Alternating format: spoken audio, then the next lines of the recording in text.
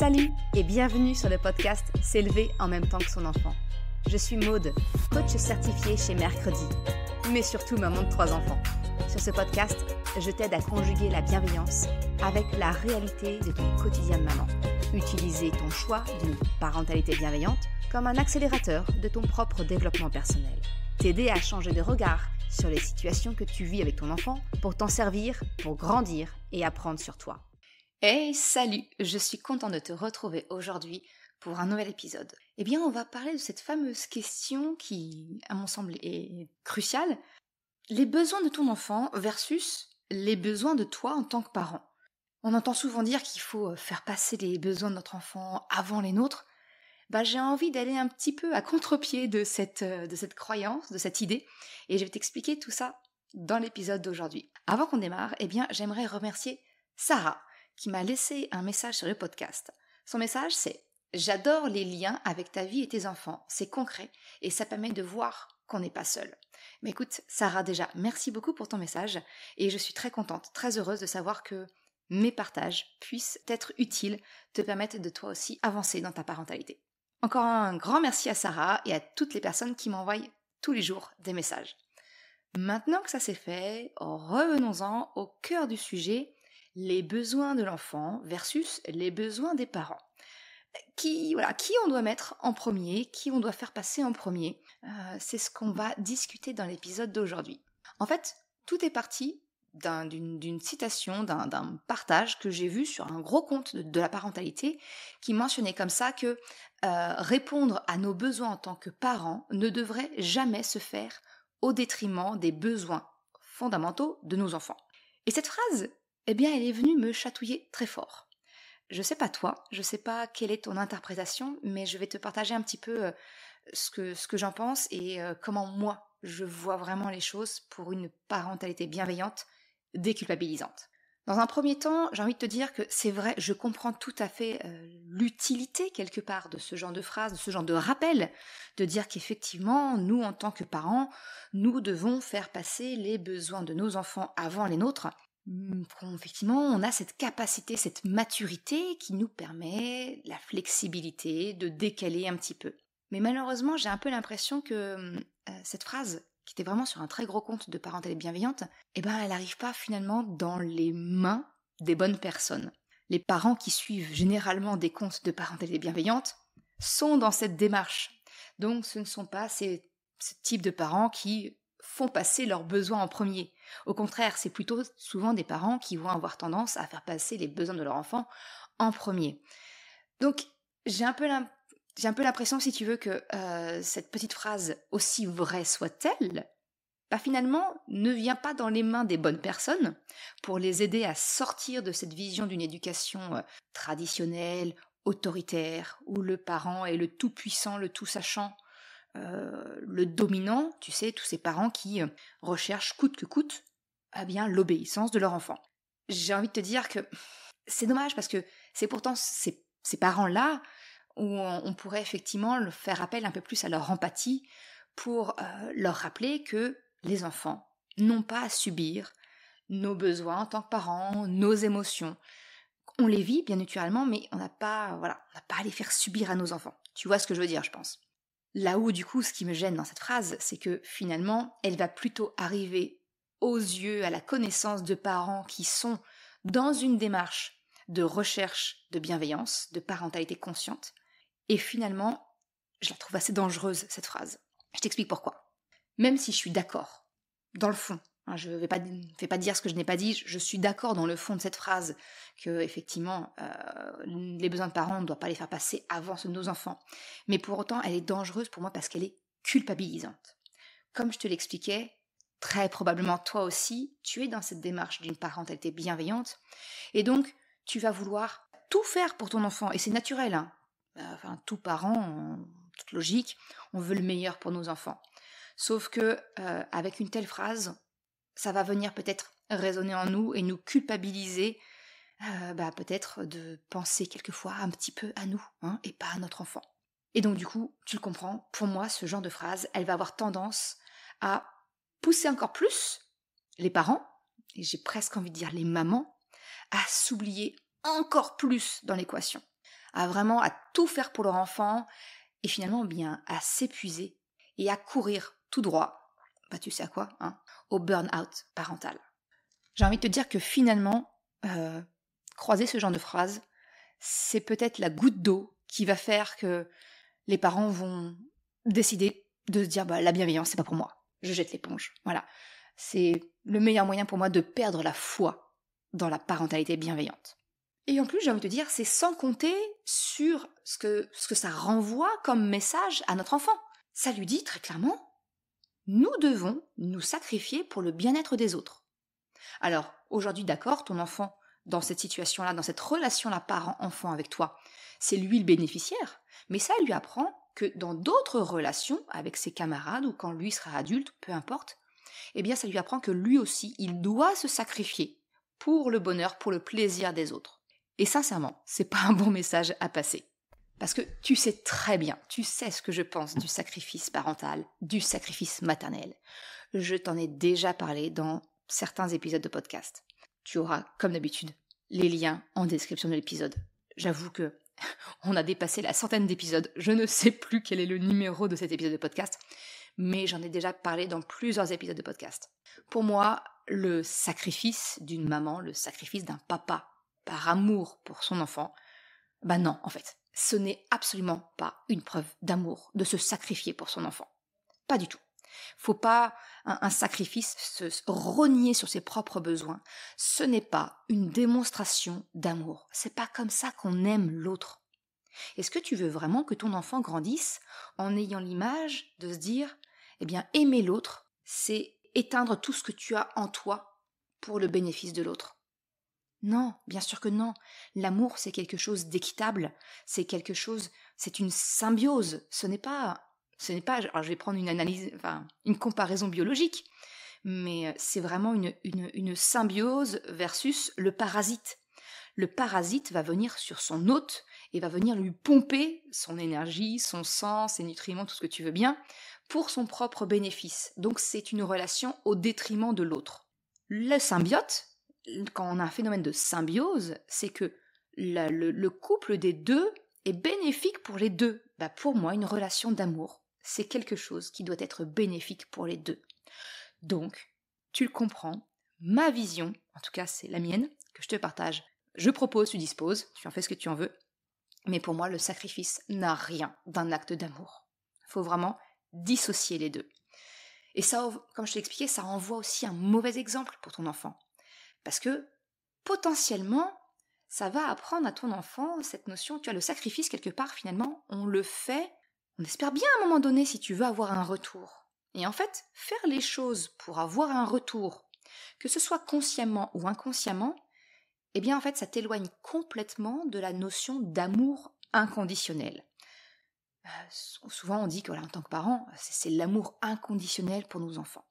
Un amour inconditionnel, ça veut dire que c'est un amour qui est donné sans condition, c'est-à-dire sans rien attendre en retour.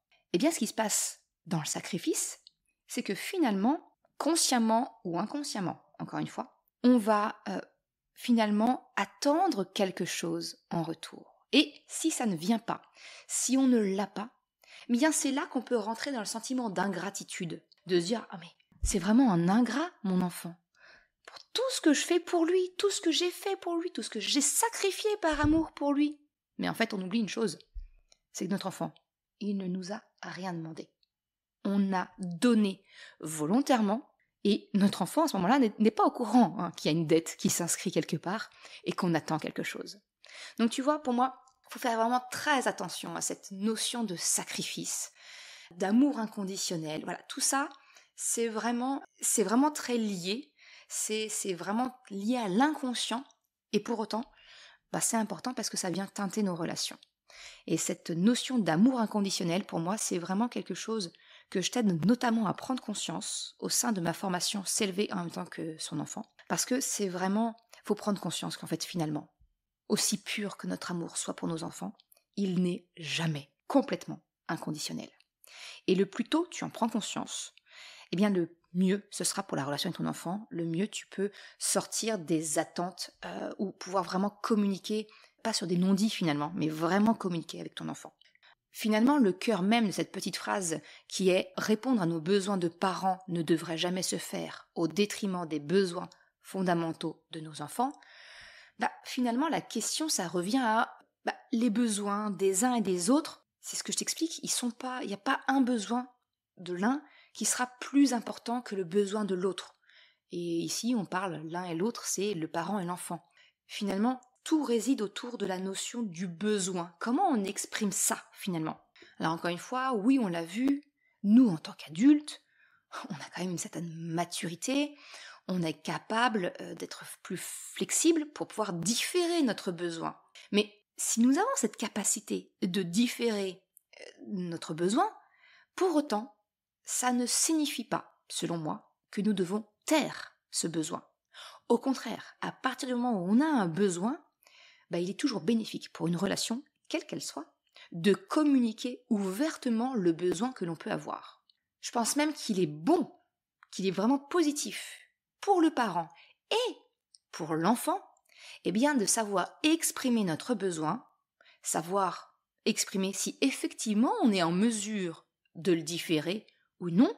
Et si on le fait, c'est de le nommer, c'est d'exprimer. J'ai ce besoin, je vois que tu as ce besoin-là toi, mais ok, moi, je le mets temporairement de côté pour écouter le tien. Mais c'est vraiment ne pas taire ce besoin, vraiment. C'est important, j'ai envie de te dire, la prise de conscience pour moi, c'est vraiment de se dire que il est important que nous arrêtions, nous les parents, d'invisibiliser nos besoins devant nos enfants. Et par là, je pense à tous ces repas froids que nous prenons, parce que notre enfant voulait qu'on coupe sa viande, parce que c'était pas la bonne cuillère qu'il avait, parce qu'il est aux toilettes et qu'il avait besoin qu'on l'accompagne. Tous ces moments où nous, on se réfugie dans les toilettes avec l'espoir, quelquefois raté, d'avoir 30 secondes de calme, loin des demandes incessantes. Je sais que tu vois exactement de quoi je parle. Tu vois, tous ces besoins-là qu'on peut avoir en tant que parent, mais qu'on invisibilise. Le problème, c'est que, comme en tant que parent, on ne verbalise pas notre besoin, que ce soit de calme, de solitude, tout simplement de manger ou de boire notre plat, notre boisson chaude, etc. Et comme nous les sacrifions en silence, notre enfant, il n'a absolument aucun moyen de savoir ce que nous faisons pour lui, que nous avons nous aussi des besoins, et que nous temporisons pour lui, pour permettre de répondre à son besoin. Alors si vraiment il n'y avait qu'un seul message à retenir de ce podcast, j'ai envie de te dire, ça serait « parle ». Dis tout haut tes besoins. Pour aider ton enfant, ton entourage, j'ai même envie de te dire, parce que c'est beaucoup plus large que ça, mais pour vraiment faire prendre conscience à tout le monde de tes besoins, que oui tu en as, et que tu aimerais bien aussi avoir ces moments-là pour toi. Par exemple, je vais te donner un exemple très concret, qui tirait de mon expérience, parce que voilà, je ne connais pas les tiens précisément, mais ça te permettra d'extrapoler derrière. Moi, je suis une personne introvertie. Alors attention, faut pas confondre introverti, extraverti. Il y a souvent une fausse croyance autour de ça, mais introverti, ce que ça veut dire, c'est que je suis de ces personnes qui me rechargent en énergie quand je suis seule, dans le calme. Voilà, j'ai besoin de calme et de solitude pour me ressourcer. Je reprends mon énergie par le calme et la solitude. Et ça, j'ai envie de te dire, tu sais que je suis maman de 3 enfants, qui ont au moment où j'enregistre, entre 10 et 5 ans. Donc tu comprends que les moments de solitude et de calme sont assez rares à la maison. Mais pour autant, je les ai verbalisés auprès de mes enfants. J'ai envie de te dire, c'est d'autant plus difficile d'avoir ces moments-là les jours où mon mari part en déplacement sur plusieurs jours, notamment quand cela tombe sur un mercredi. J'ai envie de te dire, le temps où je passais mes mercredis à exploser en permanence parce que j'étais surstimulée par les bruits, les chamailleries, les demandes, etc. Je pense que tu vois très très bien de quoi je veux parler, hein. Pas besoin que je fasse un tableau. Mais j'ai finalement exprimé ce besoin de calme et de solitude à mes enfants. Je leur ai expliqué que j'ai pas besoin de longtemps. Allez, 5, 10 minutes, 15 minutes, voilà, c'est grand luxe. Mais je leur ai expliqué que j'avais besoin de ce moment-là, juste pour moi, seule, dans le calme. Et ça, c'est quelque chose qu'ils ont très rapidement compris. Et ils l'ont compris parce qu'en fait, ils ont vécu la différence.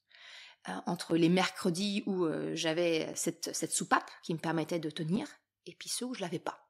Où là, j'étais plutôt maman dragon, limite voir la maman panda roux, tu sais, dans le dessin animé Pixar, Alerte rouge. Bon voilà, la maman de Meili, c'était moi en panda roux. Quand j'explose, c'est pas beau à voir. Mes enfants, ils ont vu la différence quand ils m'octroyaient ce petit moment-là, des autres jours où je ne pouvais pas l'avoir. Moi, j'ai envie de te dire, ils ont très vite compris.